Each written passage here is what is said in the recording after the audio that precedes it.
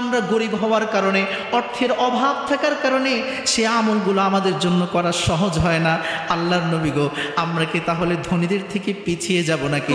নবী করিম সাল্লাল্লাহু আলাইহি সাল্লাম বলেন, ও আমার সাহাবীরা, ও আমার প্রিয় উম্মতেরা, তোমরা কি শুনতে চাও আমি কি তোমাদেরকে এমন কথা বলবো যে আমল করলে তোমরা এত পরিমাণ নেকি লাভ করবে? যখন ইব্রাহিম আলাইহিস সালাতু ওয়াস সালাম কাবা ঘর নির্মাণের জন্য সেই পাথরটাকে, উপরে কোনো পাথর রাখার প্রয়োজন হতো যেটা তিনি হাত দিয়ে লাগড় পাবেন না, অটোমেটিকভাবে তিনি মাকামে ইব্রাহিমের উপর যখন দাঁড়াতেন, এই পাথরটা ইব্রাহিম খলিলুল্লাহকে উপরে তুলে নিয়ে তার হাতে নেওয়া পাথরটাকে প্রতিস্থাপন করার জন্য সহজ করে দিত।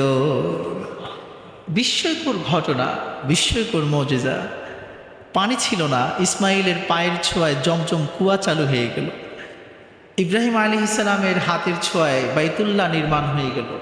আল্লাহ পাক বললেন সূরাতুল হজ 22 নম্বর সূরা 27 নম্বর আয়াত, ওয়াআযিন ফিন-নাসি বিল হজ, আপনি মানুষের মাঝে হজের এলান করে দেন। মক্কার উঁচু পাহাড়ের মধ্যে দাঁড়িয়ে সারা পৃথিবীর মানুষকে বলেন যে তোমরা হজ পালন করার জন্য কাবায় চলে আসো, মক্কায় চলে আসো। প্রশ্ন হলো, ইব্রাহিম আলাইহিস সালাম তিনি কি হোয়াটসঅ্যাপ কিংবা কোনো ইন্টারনেট, স্টারলিংকের মতো পাওয়ারফুল কোনো ধরনের নেটওয়ার্কিং সিস্টেম তার কাছে ছিল না? তাহলে শুধু একক মানুষের কণ্ঠ সারা পৃথিবীর মাঝে পৌঁছাইয়া দিল কে? আল্লাহ পাক বলেন, ইব্রাহিম খলিলুল্লাহ, আপনি শুধু ঘোষণা করেন, ঘোষণা করার দায়িত্ব আপনার। আপনার কণ্ঠের এই ঘোষণাকে জাপান থেকে নিয়ে শুরু করে আমেরিকা পর্যন্ত, অ্যান্টার্কটিকা থেকে শুরু করে আর্কটিক মহাসাগর পর্যন্ত, উত্তর মেরু, দক্ষিণ মেরু, পশ্চিম, পূর্ব সকল দিগন্তে ছড়িয়ে দেওয়ার দায়িত্ব আমি খুদ রব্বুল আলামিন গ্রহণ করলাম। ওয়াযিন ফিন-নাস বিল হজ, ইব্রাহিম আলাইহিস সালাম হজের এলান করে দিলেন। মানুষ আসতে লাগলো। আস্তে আস্তে কিভাবে আসলো আল্লাহ পাক নিজেই বলছেন, যারা পায়ে হেঁটে পারবে তারা পায়ে হেঁটে আসবে, যারা উটে চড়ে পারবে উটে চড়ে আসবে। যার কাছে ভালো উট নাই, কৃষ্ণকায়, ক্ষীণ, স্বাস্থ্যসম্পন্ন দুর্বল উট আছে, কিন্তু আছে তো উট, সেটাতে চড়ে হলেও সে হজ করতে আসবে। বুঝা গেল এই সমস্ত পৃথিবীতে ইব্রাহিম আলাইহিস সালামের কণ্ঠের এলানকে পৌঁছাইয়া দিয়েছেন কে? আল্লাহ সুবহানাহু ওয়া তাআলা। হজের এলান হয়ে গেল, হজ করতে মানুষ আসতে শুরু করলো। আমাদেরও হজ করতে মন চায় কি চায় না? কিন্তু বাংলাদেশের 18 কোটি মানুষের জন্য একসাথে হজ করা সম্ভব না। এটার নির্দিষ্ট কিছু কোঠা আছে, অনেকের অর্থ আছে কিন্তু কোঠায় জায়গা না পাওয়ার কারণে হজ করা হয় না। আবার অধিকাংশ মানুষের অর্থ নাই, তাই হজ করা হয় না।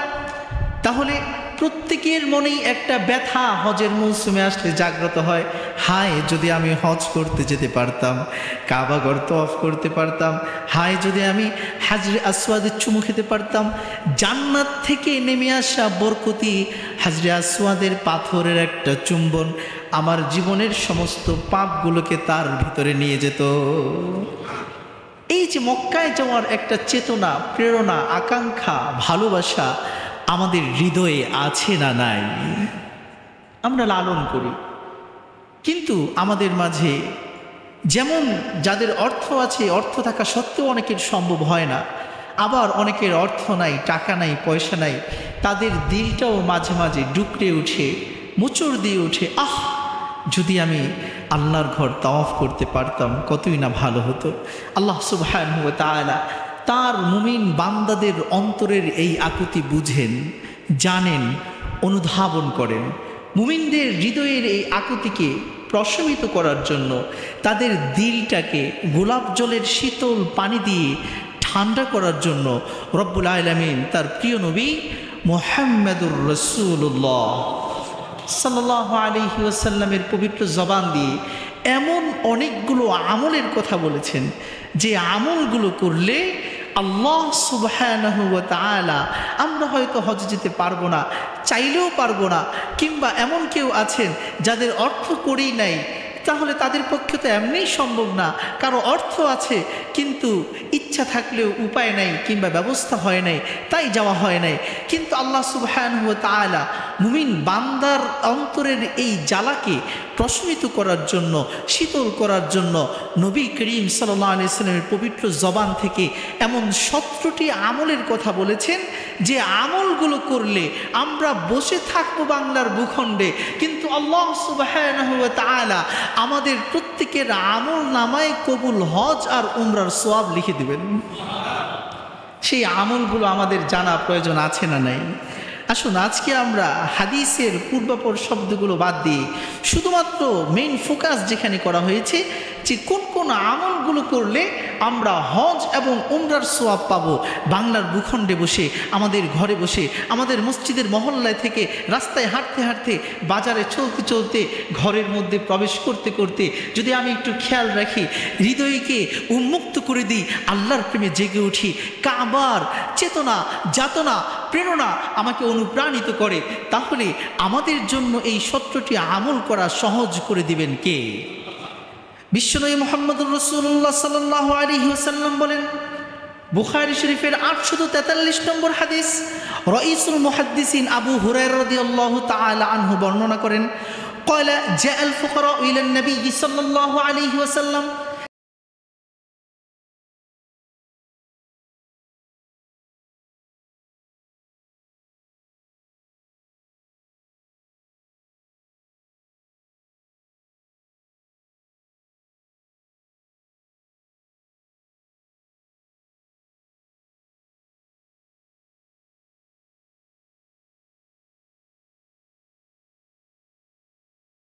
আমরা গরিব হওয়ার কারণে, অর্থের অভাব থাকার কারণে সে আমলগুলো আমাদের জন্য করা সহজ হয় না। আল্লাহর নবী গো, আমরা কি তাহলে ধনীদের থেকে পিছিয়ে যাব নাকি? তাদের তো এমন অনেক আমল আছে যেগুলো আমাদের পক্ষে করা সম্ভব নয়। নবী করিম সাল্লাল্লাহু আলাইহি ওয়াসাল্লাম বললেন, আলা উহাদ্দিসুকুম ইন আখাযতুম আদরাকতুম মান সাবাকাকুম ওয়া লাম ইউদরিককুম আহাদুন বা'দাকুম। নবী করিম সাল্লাল্লাহু আলাইহি ওয়াসাল্লাম বলেন, ও আমার সাহাবীরা, ও আমার প্রিয় উম্মতেরা, তোমরা কি শুনতে চাও আমি কি তোমাদেরকে এমন কথা বলবো যে আমল করলে তোমরা এত পরিমাণ নেকি লাভ করবে? যদি তোমরা সে আমল করো তাহলে তোমাদের পূর্বে যারা আমল করে গেছে তাদের সমপরিমাণ তোমরা নেকি লাভ করে ফেলবা। শুধু তাই নয়, ওয়ালাম ইউদরিককুম আহাদুন বা'দাকুম, এবং তোমাদের পরে যারা আমল করবে তারাও তোমাদের সমপরিমাণ আমল, নেকি, সওয়াব লাভ করতে পারবে না। নবী করিম সাল্লাল্লাহু আলাইহি ওয়াসাল্লামের এই কথা নবীজি আরো বললেন, ওয়া কুনতুম খায়রা মান আনতুম বাইনা যহরানাইহি ইল্লা মান আমিলা মিসলা। আল্লাহর এই পৃথিবীতে যত মুমিন, মুসলমান, আমলদার, নেককার, আল্লাহর ওলি আছে, তাদের মধ্যে যদি তোমরা এই আমলটি করতে পারো, সবচেয়ে সেরা মানুষ, সেরা উম্মত, সেরা আমল করনেওয়ালা, সেরা আল্লাহর ওলি হিসেবে আল্লাহ পাক তোমাদেরকে কবুল আর মঞ্জুর করে নেবেন। আমলটা কি শুনবেন? শুনবেন না করবেন? এই শুনবেন না করবেন? এই শুনলে হবে না, কি করতে হবে? করতে হবে। বলেন ইনশাআল্লাহ। প্রিয় বন্ধুরা, আমার নবীজি বলেন, তুকাব্বিরুনাল্লাহ ওয়া তাহমিদুনাহু ওয়া তুসাব্বিহুনাহু 33 মাররা। তোমরা প্রত্যেক দুপুরে কুল্লি সালাতিন, প্রত্যেক ফরজ নামাজের পরে 33 বার পড়বা সুবহানাল্লাহ। কি পড়ব? আবার 33 বার পড়বা আলহামদুলিল্লাহ। কি পড়ব? আবার 33 বার পড়বো আল্লাহু আকবার। যদি 33 বার আল্লাহু আকবার পড়ি তাহলে 100তম বারের বেলা পড়বো লা ইলাহা ইল্লাল্লাহু ওয়াহদাহু লা শারীকা লাহু লাহুল মুলকু ওয়া লাহুল হামদু ওয়া হুয়া আলা কুল্লি শাইইন কাদির।